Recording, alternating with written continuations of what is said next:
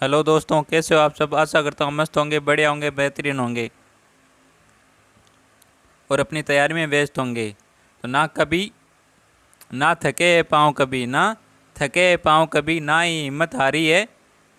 मैंने देखे हैं कई दौर, क्या मैंने देखे हैं कई दौर, और आज भी सफ़र जारी है, और आज भी सफ़र जारी है। तो स्वागत है एक बार फिर से आपके अपने YouTube channel Mukesh GK trick पर। और आज का हमारा ये सेशन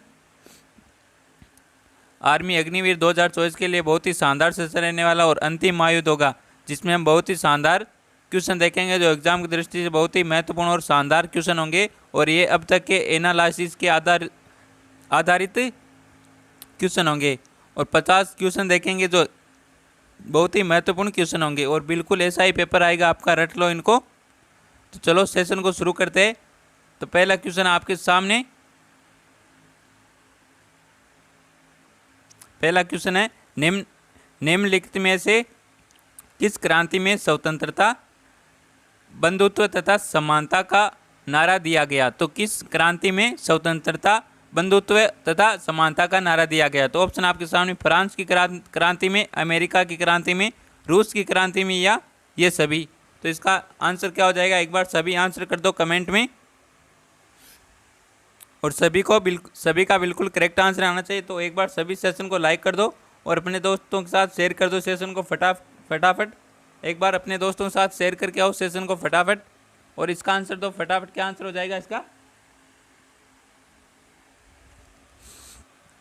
किस क्रांति में स्वतंत्रता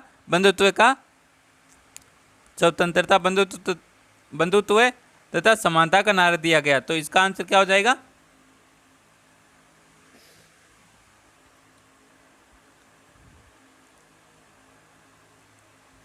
तो जिसने भी ए आंसर दिया उन सभी का बिल्कुल करेक्ट आंसर हो जाएगा।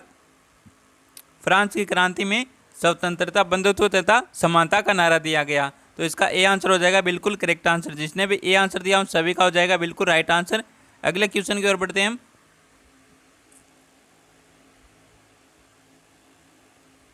अगला क्वेश्चन क्या कहता है, अगला क्वेश्चन है, विश्व में आर्थिक महामंदी की घटना कब उत्पन्न हुई। तो विश्व में आर्थिक महामंदी की घटना कब उत्पन्न हुई। तो ऑप्शन आपके सामने, वर्ष 1929 से 30 तक, वर्ष 1930 से 31 तक, वर्ष 1931 से 32 तक, और 32 से 33 तक।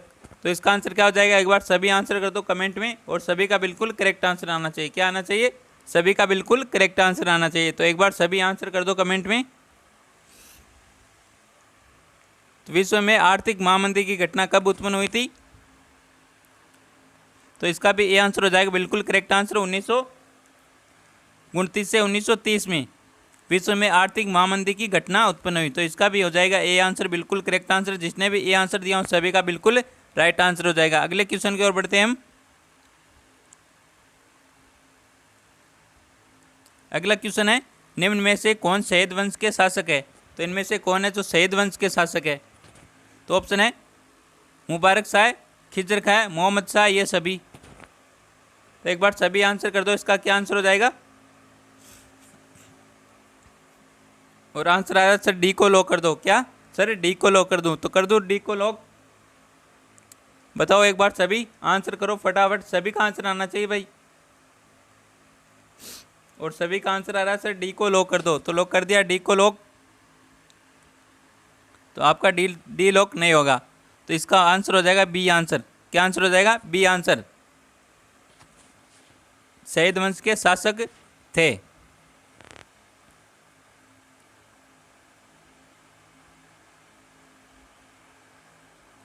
तो यहाँ पर ये तो शायद शहीद वंश के शासक थे, ये भी शहीद वंश के शासक थे तीनों ही। तो फिर यहाँ पर निम्न में से कौन शहीद वंश के शासक थे। तो इसका तो ये तो खिजर खां ने तो शहीद वंश के संस्थापक है खिजर खां। और मुबारक शाह और मोहम्मद शाह ये भी इस शहीद वंश के शासक है ना। और आप एक बार आप ज़रूर देखना इस क्वेश्चन का आंसर, है ना। तो इसका शहीद वंश के संस्थापक तो जाएंगे खिजर खान। कौन, खिजर खान संस्थापक। संस्थापक। और ये मुबारक शाह है ना, ये भी सैयद वंश से है, और मोहम्मद शाह ये भी सैयद वंश से है। तो यहाँ पर टाइपिंग मिस्टेक है, कोई बात नहीं। तो आप इसको सैयद वंश का संस्थापक है खिज्र का, तो इसका हो जाएगा बी आंसर, बिल्कुल राइट आंसर है ना। कई वो इस क्वेश्चन में टाइपिंग मिस्टेक है, कोई बात नहीं, फिर भी आप डी आंसर करे थे, वो भी करेक्ट है आपका। इनमें से ये सभी है ना, तीनों ही सैयद वंश के शासक थे।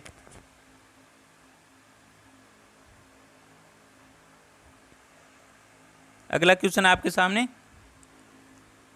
और आप देख लेना एक बार सही अच्छी तरीके से ना।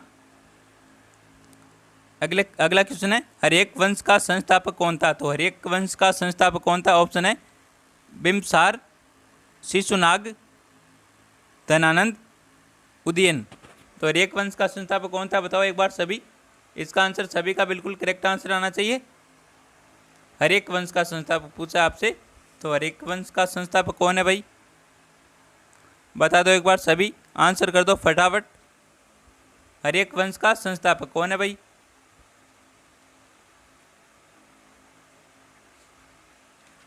हाँ बताओ एक बार सभी। तो हर्यक वंश का संस्थापक कौन था? इसका आंसर हो जाएगा ए आंसर, बिल्कुल करेक्ट आंसर, बिंबिसार। कौन? हर्यक वंश का संस्थापक था बिंबिसार। और राजधानी क्या थी इनकी बताओ एक बार। राजगृह। क्या थी राजधानी? राजगृह। राजगृह। राजगृह को और क्या कहते हैं बताओ एक बार। गिरिव्रज। क्या कहते हैं? गिरिव्रज राजगृह को कहते हैं ना। तो इसका हो जाएगा ए आंसर, बिल्कुल करेक्ट आंसर। और सभी ने बिल्कुल करेक्ट आंसर दिया, ए आंसर सभी का बिल्कुल करेक्ट आंसर हो जाएगा। हर्यक वंश की स्थापना की थी बिंबिसार ने। किसने? बिंबिसार ने की थी। और शिशुनाग वंश ने की थी शिशुनाग वंश की। किसने? शिशुनाग वंश। शिशुनाग वंश ने की थी शिशुनाग वंश की स्थापना, संस्थापक माना जाता है। और धनानंद किसकी स्थापना की बताओ। धनानंद किस वंश का संस्थापक बताओ एक बार सभी, कमेंट करो फटाक से। अगले क्वेश्चन की ओर बढ़ते हैं हम। अगला क्वेश्चन है, पाटलिपुत्र की स्थापना किस शासक ने की? तो पाटलिपुत्र की स्थापना किस शासक ने की? तो पाटलिपुत्र की स्थापना की थी उदयन ने। किसने? उदयन ने। तो इसका डी आंसर हो जाएगा बिल्कुल करेक्ट आंसर। जिसने भी डी आंसर दिया सभी का बिल्कुल करेक्ट आंसर हो जाएगा। अगला क्वेश्चन आपके सामने, निम्न में से कौन सिकंदर का समकालीन था? तो धनानंद है, यह सिकंदर का समकालीन था। तो इसका हो जाएगा डी आंसर, बिल्कुल राइट आंसर। जिसने भी डी आंसर दिया उन सभी का हो जाएगा बिल्कुल करेक्ट आंसर। अगला क्वेश्चन आपके सामने, एकता प्रणाली पहली बार लागू की गई थी। तो एकता प्रणाली ये पहली बार किसके द्वारा लागू की गई थी? तो ऑप्शन है ऐबक द्वारा, इल्तुतमिश के द्वारा, अकबर के द्वारा, बलबन के द्वारा। तो इसका आंसर क्या हो जाएगा? तो इसका आंसर हो जाएगा आपका बी आंसर, बिल्कुल करेक्ट आंसर, इल्तुतमिश। किसने? इल्तुतमिश द्वारा एकता प्रणाली की पहली बार लागू की गई थी, एकता प्रणाली। तो इसका आंसर हो जाएगा बी आंसर, बिल्कुल करेक्ट आंसर। अगला क्वेश्चन आपके सामने,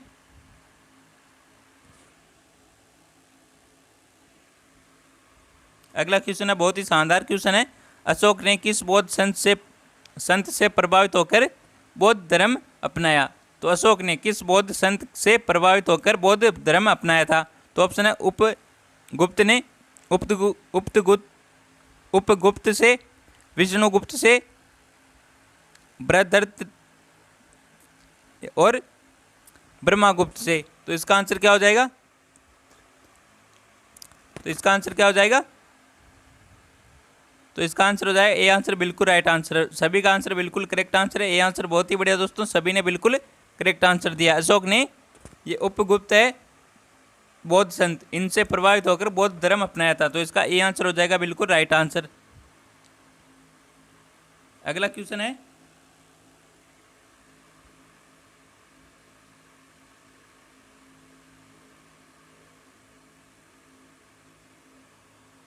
निम्न में से किस शासक ने सबसे पहले सोने के सिक्के जारी किए थे? तो इनमें से किस शासक ने सबसे पहले सोने के सिक्के जारी किए? किसके सोने के सिक्के जारी किए? तो ऑप्शन आपके सामने हिंद, यवन, शक, कनिष्ठ या हर्ष। तो किस शासक ने किए थे सोने के सिक्के जारी? हिंद, यवन ने। किसने? हिंद, यवन ने। तो इसका ए आंसर हो जाएगा बिल्कुल करेक्ट आंसर। जिसने भी ए आंसर दिया उन सभी का हो जाएगा बिल्कुल राइट आंसर। अगला क्वेश्चन है, कनिष्ठ ने किस वर्ष शक संवत की शुरुआत की? तो कनिष्ठ ने कब, किस वर्ष शक संवत की शुरुआत की? तो ऑप्शन है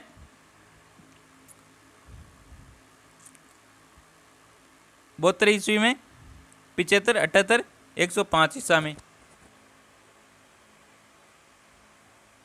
तो इसका आंसर क्या हो जाएगा?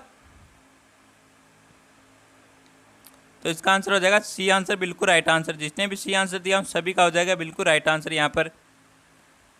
अगला क्वेश्चन है, मोहम्मद बिन कासिम ने भारत पर आक्रमण कब किया? तो मोहम्मद बिन कासिम ने भारत पर आक्रमण कब किया था? ऑप्शन है 1712 में, 825 में, 1025 में, 1027 में। तो मोहम्मद बिन कासिम ने भारत पर आक्रमण कब किया? बताओ एक बार, सभी आंसर कर दो कमेंट में। क्या आंसर हो जाएगा इसका?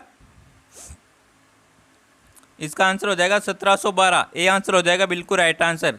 तो मोहम्मद बिन कासिम ने भारत पर आक्रमण किया था 712 में। कब? 712 में। तो इसका आंसर हो जाएगा ए आंसर बिल्कुल राइट आंसर। और सभी ने बिल्कुल करेक्ट आंसर दिया, बहुत ही बढ़िया दोस्तों। अगला क्वेश्चन है, लोधी वंश का संस्थापक कौन था? तो लोधी वंश का संस्थापक कौन था? तो ऑप्शन है इब्राहिम लोधी, बैलो लोधी, सिकंदर लोधी, इनमें से कोई नहीं। तो इसका आंसर क्या हो जाएगा? लोधी वंश का संस्थापक कौन था भाई? लोधी वंश का संस्थापक कौन था? तो लोधी वंश का संस्थापक कौन था? सभी का आंसर आ रहा है बी आंसर। सर बी को लॉक कर दो। तो इसका आंसर हो जाएगा बी आंसर बिल्कुल करेक्ट आंसर, बैलो लोधी। तो लोधी वंश का संस्थापक कौन था? बैलो लोधी। बैलो लोधी ने कब तक शासन किया था? बैलो लोधी ने शासन किया था 1451 से कब तक किया था? 1451 से 1489 तक। 1489 तक शासन किया था बैलो लोधी ने। और आप बताओ, कमेंट करो, सिकंदर लोधी ने कब तक किया था शासन? सिकंदर लोधी ने कब तक किया था शासन? बताओ एक बार सभी। तो सिकंदर लोधी ने किया था 1489 से कब तक किया था? सभी का आ रहा है भाई 1517 तक। कब तक? 1517 तक। और इब्राहिम लोधी ने कब तक किया था शासन? इब्राहिम लोधी ने किया था 1517 से कब तक किया? बताओ एक बार, कमेंट करो फटाक से। 1517 से बताओ कब तक किया था शासन इब्राहिम लोधी ने? 1526 में। पानीपत की लड़ाई लड़ी थी इसने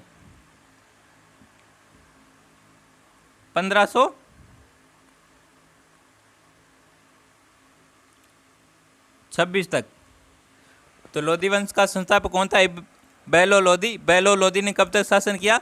1451 से 1489 तक। उसके बाद आया था सिकंदर लोधी। कौन आया था? सिकंदर लोधी। सिकंदर लोधी ने कब तक शासन किया? 1489 से 1517 तक। तो इस सिकंदर लोधी के बाद आया था इब्राहिम लोधी। इब्राहिम लोधी ने कब तक शासन किया था? 1517 से 1526 तक। तो इसका आंसर हो जाएगा बी आंसर बिल्कुल राइट आंसर। और सभी ने बिल्कुल करेक्ट आंसर दिया, बहुत ही बढ़िया दोस्तों। सभी का आंसर बी आंसर हो जाएगा बिल्कुल राइट आंसर। अगला क्वेश्चन है, मौर्य वंश के बाद किस शासक वंश का उदय हुआ? तो मौर्य वंश के बाद किस शासक वंश का उदय हुआ? तो ऑप्शन है कर्ण वंश का, शुग वंश का, शक वंश का, सातवाहन वंश का। तो इसका आंसर क्या हो जाएगा? एक बार सभी आंसर कर दो कमेंट में। क्या आंसर हो जाएगा इसका? तो इसका आंसर हो जाएगा शुग वंश। तो मौर्य वंश के बाद आया था शुग वंश। कौन आया था? शुग वंश। तो इसका आंसर हो जाएगा बी आंसर बिल्कुल राइट आंसर। जिसने भी बी आंसर दिया उन सभी का हो जाएगा बिल्कुल राइट आंसर। अगला क्वेश्चन है आपके सामने, प्रसिद्ध फारसी पर्व नौराज किसने प्रारंभ किया? तो प्रसिद्ध फारसी पर्व है, कौन सा पर्व है? फारसी पर्व है, कौन सा? नौराज पर्व किसने प्रारंभ किया? तो ऑप्शन है बलबन ने, अलाउद्दीन खिलजी ने, फिरोज तुगलक ने, मोहम्मद तुगलक ने। तुगलक वंश की स्थापना किसने की? बताओ एक बार सभी, तुगलक वंश की स्थापना किसने की?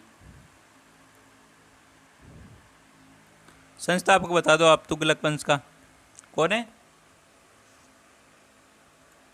गयासुद्दीन तुगलक। कौन है? गयासुद्दीन तुगलक है भाई, गयासुद्दीन तुगलक वंश का संस्थापक है, याद रखना। तो प्रसिद्ध फारसी पर्व नौराज किसने प्रारंभ किया था? किसने किया था? बलबन ने। तो इसका ए आंसर हो जाएगा बिल्कुल राइट आंसर। जिसने भी ए आंसर दिया उन सभी का हो जाएगा बिल्कुल राइट आंसर। प्रसिद्ध फारसी पर्व नाराज नहीं है, नौराज है, नौराज। कितना राज? नौराज। बलबन ने किया था इसका प्रारंभ। फारसी पर्व ये। अगला क्वेश्चन है, खानवा का युद्ध बाबर ने किसके साथ लड़ा था? तो खानवा का युद्ध बाबर ने किसके साथ लड़ा था? ऑप्शन है मोहम्मद लोदी, मेदिनी राय, राणा सांगा, इब्राहिम लोदी। तो बताओ एक बार, खानवा का युद्ध बाबर ने किसके साथ लड़ा था? कौन सा युद्ध? खानवा का युद्ध बाबर ने किसके साथ लड़ा? बताओ एक बार।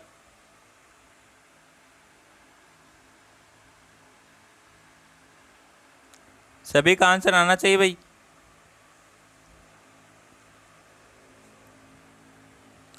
तो इसका आंसर आ रहा है सर, सी को लॉक कर दो। हाँ, सी को लॉक कर दो। तो खानवा का युद्ध कब हुआ था? बताओ एक बार। 1527 में हुआ था। खानवा का युद्ध कब हुआ था? 1527 में हुआ। कब हुआ?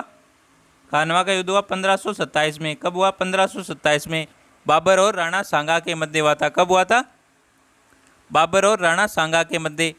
जिसमें विजय किसकी हुई थी? बताओ एक बार। तो इसका सी आंसर हो जाएगा बिल्कुल राइट आंसर, राणा सांगा।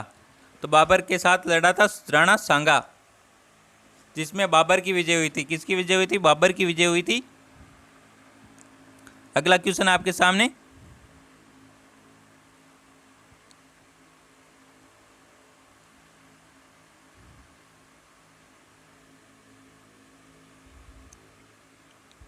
अगला क्वेश्चन है, ईरान के सम्राट नादिर शाह ने दिल्ली पर आक्रमण कब किया? तो ईरान के सम्राट नादिर शाह ने दिल्ली पर कब आक्रमण किया था? ऑप्शन है 1739 को, 1740 को, 1839 को, 1840 को। तो कब किया था? 1739 को किया था। ईरान के सम्राट है ये नादिर शाह ने दिल्ली पर आक्रमण किया था 1739 को। तो इसका आंसर हो जाएगा ए आंसर, बिल्कुल करेक्ट आंसर। जिसने भी ए आंसर दिया उन सभी का हो जाएगा बिल्कुल राइट आंसर।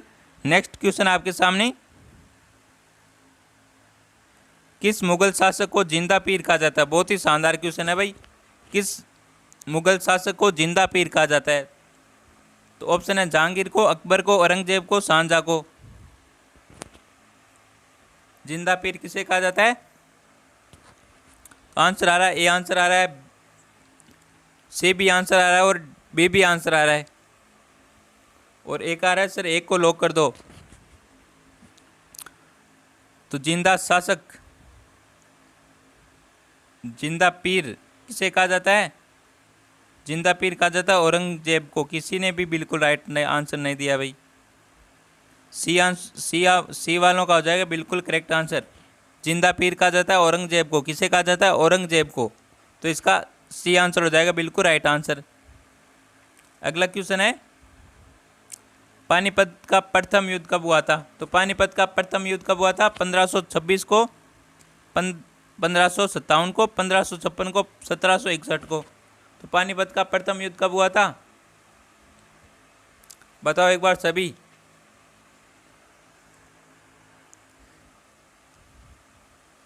अभी बताया था मैंने कहा था पानीपत का युद्ध लड़ा था इसने। कब लड़ा था बताओ एक बार। और आंसर आ रहा है भाई 1556, 1556, 1526 और 1557। 3 आंसर आ रहे हैं भाई यहाँ। तो पानीपत का प्रथम युद्ध कब लड़ा था? 1526 को लड़ा था। कब लड़ा? 1526 को। किस किस ने लड़ा था बताओ? बाबर और इब्राहिम लोदी ने। बाबर और इब्राहिम लोदी ने लड़ा था पानीपत का प्रथम युद्ध। वर्सेस कौन था? इब्राहिम लोदी।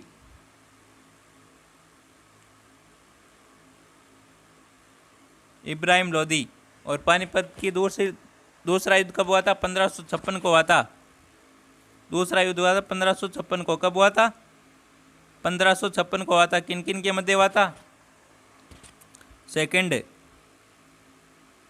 सेकंड युद्ध हुआ था पानीपत का 1556 को। किन किन के मध्य हुआ था? अकबर और हेमू के मध्य। जिसमें विजय किसकी हुई थी?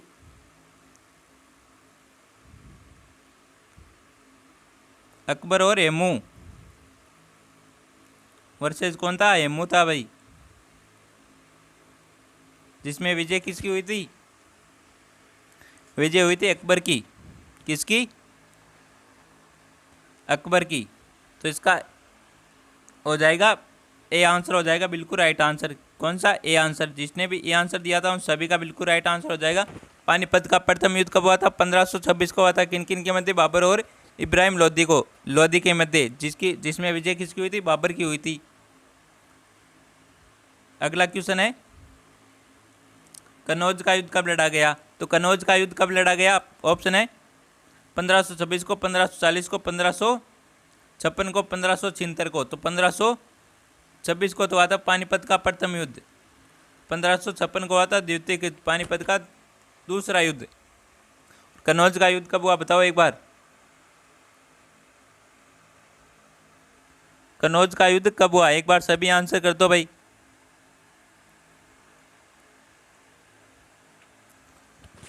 कनौज का युद्ध कब हुआ? 1540 को। किन किन के मध्य हुआ? कमेंट करो एक बार सभी। कनौज का युद्ध किस किस के मध्य हुआ बताओ एक बार सभी। कमेंट करो। क्या आंसर हो जाएगा इसका? बी आंसर हो जाएगा 1540 को। कनौज का युद्ध हुआ था 1540 को। किन किन के मध्य हुआ आप कमेंट करो फटाक से। पानीपत का दूसरा युद्ध कब हुआ था? 1556 को। बी आंसर हो जाएगा बिल्कुल करेक्ट आंसर। किन किन के मध्य हुआ था? अकबर और हेमू के मध्य। अगला क्वेश्चन क्या कहता है? पानीपत का तीसरा युद्ध। पानीपत का तीसरा व अंतिम युद्ध है ये तीसरा। तो ये कब हुआ था? ऑप्शन है 1761 में, 1771 में, 1756 में, 1556 में।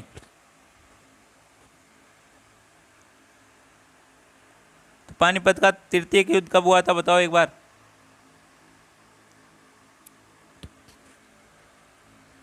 पानीपत का तृतीय हुआ था 1761 में। पानीपत का तीसरा युद्ध कब हुआ था? 1761 में। किन किन के मध्य हुआ कमेंट करो फटाफट। अगला क्वेश्चन है, निम्न में से किसके जन्मदिवस को क्रिसमस के रूप में मनाया जाता है? तो क्रिसमस डे किनके जन्मदिन पर मनाया जाता है? ऑप्शन है हजरत मोहम्मद के, जरथुस्त्र के, ईसा मसीह के, गुरु नानक देव के। तो क्रिसमस डे ना ये किनके जन्मदिन पर मनाया जाता है? सभी का बिल्कुल राइट आंसर आ रहा है भाई। सी आंसर आ रहा है सभी का बिल्कुल राइट आंसर। ईसा मसीह के जन्मदिन पर क्रिसमस डे मनाया जाता है। तो सी आंसर हो जाएगा इसका बिल्कुल राइट आंसर।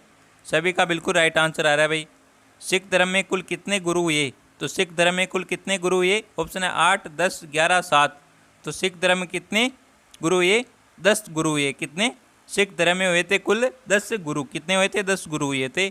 तो इसका हो जाएगा बी आंसर बिल्कुल राइट आंसर। सभी का बिल्कुल राइट आंसर आ रहा है बी आंसर। सिख धर्म में कुल कितने गुरु हुए? 10 गुरु हुए भाई। तो एक बार सभी सेशन को लाइक करो भाई। सभी सेशन को लाइक कर दो फटाफट सेशन को लाइक कर दो और अपने दोस्तों के साथ शेयर कर दो सेशन को, ताकि वे भी जुड़ जाए सेशन के साथ। तो इसका आंसर क्या हो जाएगा? क्वेश्चन क्या है? लाख बख्श की उपाधि किसने दी थी? तो लाख बख्श की उपाधि किसने दी थी? किसे दी गई थी? तो ऑप्शन है कुतुबुद्दीन ऐबक को, मोहम्मद गोरी को, इल्तुतमिश को, बलबन को। तो लाख बख्श की उपाधि किसे दी गई थी? तो ये उपाधि दी गई थी कुतुबुद्दीन ऐबक को। किसको दी गई थी? कुतुबुद्दीन ऐबक को। किसकी उपाधि? लाख बख्श की उपाधि। तो इसका ए आंसर हो जाएगा बिल्कुल राइट आंसर। जिसने भी ए आंसर दिया उन सभी का हो जाएगा बिल्कुल राइट आंसर। अगला क्वेश्चन है, शिवाजी का राज्याभिषेक कहाँ हुआ? ऑप्शन है कलानौर में, रायगढ़ में, आगरा में, रायचूर में। तो शिवाजी का राज्याभिषेक कहाँ हुआ था?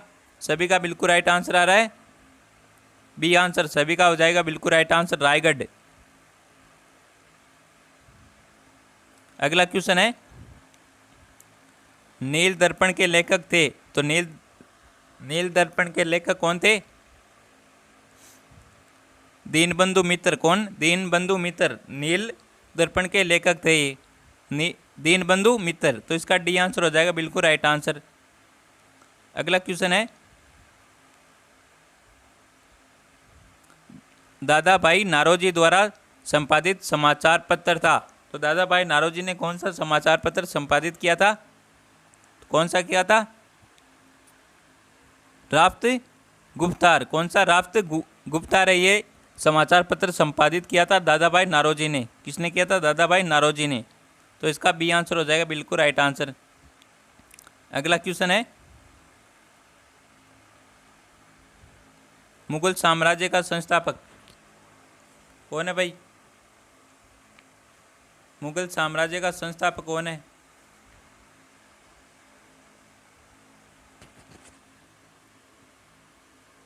बाबर। कौन है? बाबर। मुगल साम्राज्य का संस्थापक है Babur. B answer is correct answer. अगला क्वेश्चन क्या कहता है? अगला क्वेश्चन है, किस मुगल शासक ने आगरा में चित्रशाला की स्थापना की? तो किस मुगल शासक ने आगरा में चित्रशाला की स्थापना की? तो किसने की थी? जहांगीर ने की थी। तो इसका हो जाएगा ए आंसर बिल्कुल राइट आंसर। जहांगीर ने आगरा में चित्रशाला की स्थापना की थी।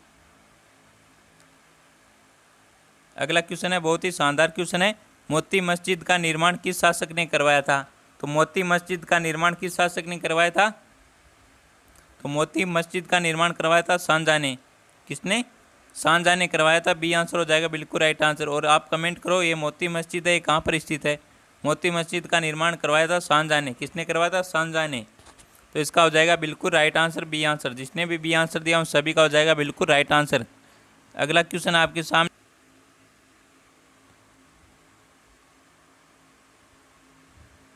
निम्न में से किसे प्रकाश के त्यौहार के नाम से जाना जाता है? तो प्रकाश के त्यौहार के नाम से किसे जाना जाता है? दीपावली को, क्रिसमस को, होली को, ईद उल फितर को। तो किसे जाना जाता है? प्रकाश का त्यौहार। दिए जलाए जाते हैं ना, दीपावली। सभी का आंसर आ रहा है ए आंसर। सभी का हो जाएगा बिल्कुल राइट आंसर। प्रकाश का त्यौहार के नाम से जाना जाता है दीपावली को, जिसमें दिए जलाए जाते हैं, यानी प्रकाश किया जाता है।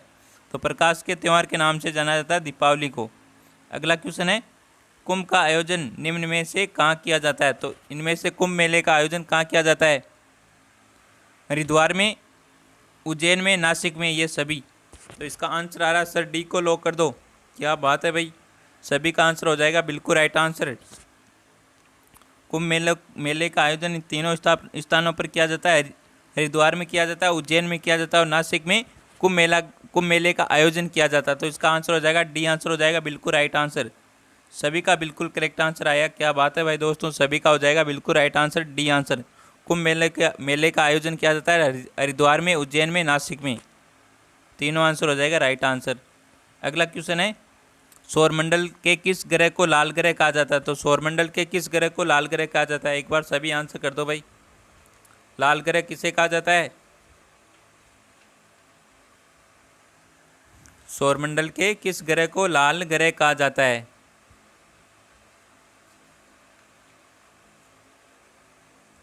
तो इसका आंसर क्या हो जाएगा बताओ एक बार सभी। तो लाल ग्रह किसे कहा जाता है? आंसर आ रहा है डी आंसर आ रहा है, बी भी आंसर आ रहा है, सी भी आंसर आ रहा है और ए भी आंसर आ रहा है। चारों आंसर आ रहे हैं भाई। क्या बात है भाई। हाँ बताओ ग्रह कितने हैं? कुल ग्रह कितने हैं? 8 है। सौरमंडल में कितने ग्रह? 8 ग्रह है, जिसमें सबसे बड़ा ग्रह कौन सा? सबसे बड़ा है बृहस्पति। सबसे बड़ा ग्रह बृहस्पति, कौन सा ग्रह? बृहस्पति। और सबसे छोटा ग्रह कौन सा है? सबसे छोटा ग्रह बुध, कौन सा है? बुध, छोटा ग्रह। अब आप बताओ लाल ग्रह कौन सा है भाई?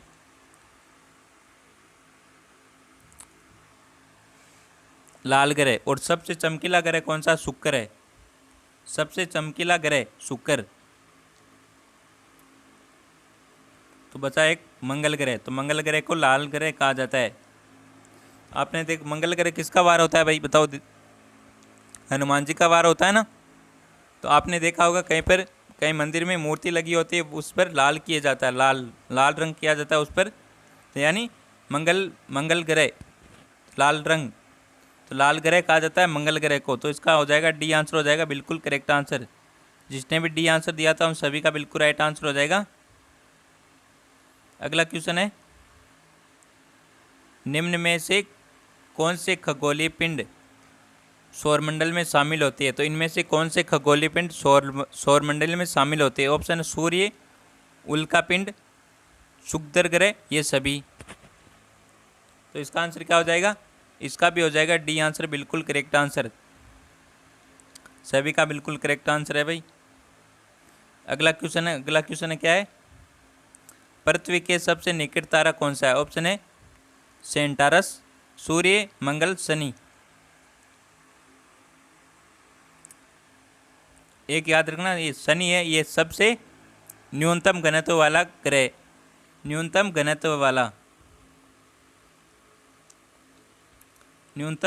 वाला कौन सा घनत्व वाला ग्रह? शनि। कौन सा है? शनि। अब आप तो पृथ्वी के सबसे निकट तारा कौन सा है? कौन सा है भाई?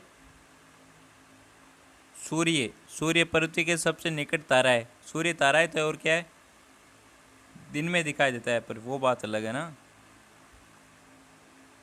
अगला क्वेश्चन है, निम्न में से कौन सा ग्रह सूर्य से सबसे दूर स्थित है? अब की बार पूछा है कौन सा ग्रह सूर्य से सबसे दूर स्थित है? ऑप्शन है अरुण, शुक्र, बृहस्पति, वरुण। और सबसे ठंडा ग्रह कौन सा है भाई? वरुण। वरुण सबसे ठंडा ग्रह है, ठंडा ग्रह है वरुण, याद रखना।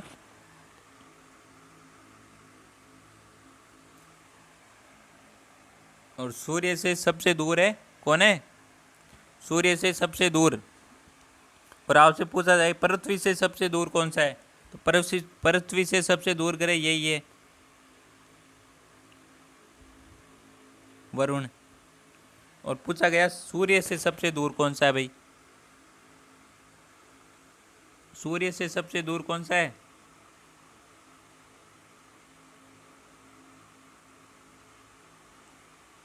सूर्य से सबसे दूर कौन सा है? वरुण। इसका भी डी आंसर हो जाएगा, बिल्कुल करेक्ट आंसर।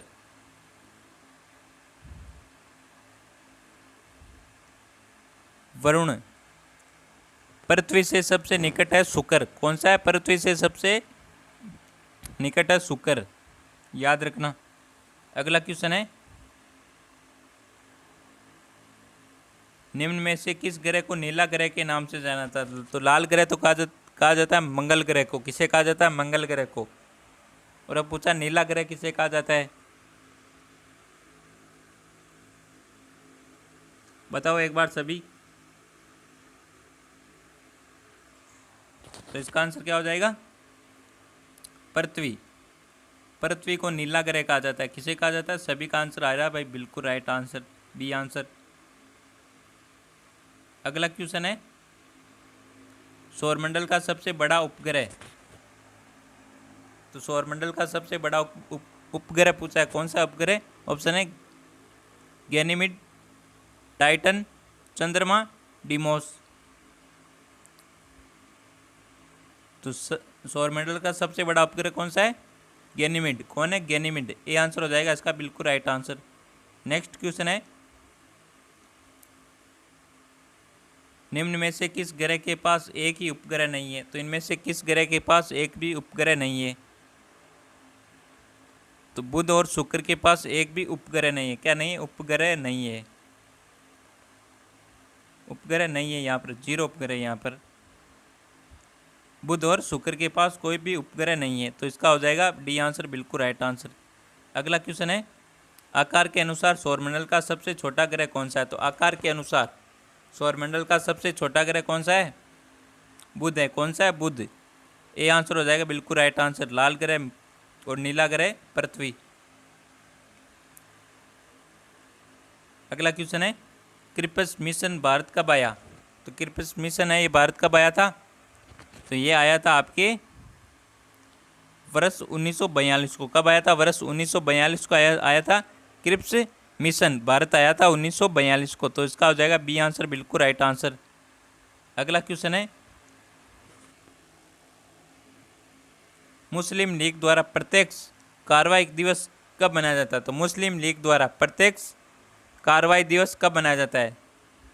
कब मनाया गया? तो इसका आंसर क्या हो जाएगा? इसका आंसर हो जाएगा आपका 16 अगस्त 1946 को। तो मुस्लिम लीग द्वारा प्रत्यक्ष कार्रवाई दिवस मनाया गया था 16 अगस्त 1946 को।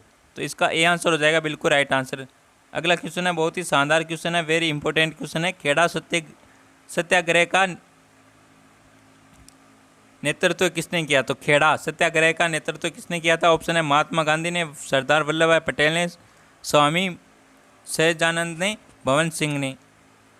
तो महात्मा गांधी ने किया था खेड़ा सत्याग्रह का नेतृत्व। तो इसका हो जाएगा ए आंसर, बिल्कुल राइट आंसर। सभी का बिल्कुल राइट आंसर हो जाएगा ए आंसर। अगला क्वेश्चन है, अखिल भारतीय किसान सभा का गठन कब हुआ? तो अखिल भारतीय किसान सभा का गठन कब हुआ था? कब हुआ था? 1936 में हुआ था। सी आंसर हो जाएगा, बिल्कुल करेक्ट आंसर इसका। अखिल भारतीय किसान सभा का गठन हुआ था 1936 को। कब हुआ था? 1936 को। अगला क्वेश्चन है, निम्न में से कौन अवध किसान सभा से संबंध थे? तो इनमें से कौन है जो अवध किसान सभा से संबंध थे? तो ऑप्शन है, कप्पाराम, गौरशंकर मिश्र, मदन मोहन मालवीय, बाबा रामचंद्र। तो इसका आंसर हो जाएगा क्या आंसर? बाबा रामचंद्र। कौन हो जाएगा? बाबा रामचंद्र। ये अवध किसान सभा से संबंधित थे। तो इसका डी आंसर हो जाएगा, बिल्कुल राइट आंसर। जिसने भी डी आंसर दिया था उन सभी का हो जाएगा बिल्कुल राइट आंसर। तो आज का ये सेशन कैसा लगा? सेशन अच्छा लगा हो तो सेशन को एक बार लाइक ज़रूर कर दे, और हमारे यूट्यूब चैनल पर पहली बार हो तो हमारे यूट्यूब चैनल को सब्सक्राइब जरूर करें। तो मिलते हैं एक और बेहतरीन और शानदार सेशन के साथ। तब तक थैंक यू, टेक केयर, जय हिंद, वंदे मातरम।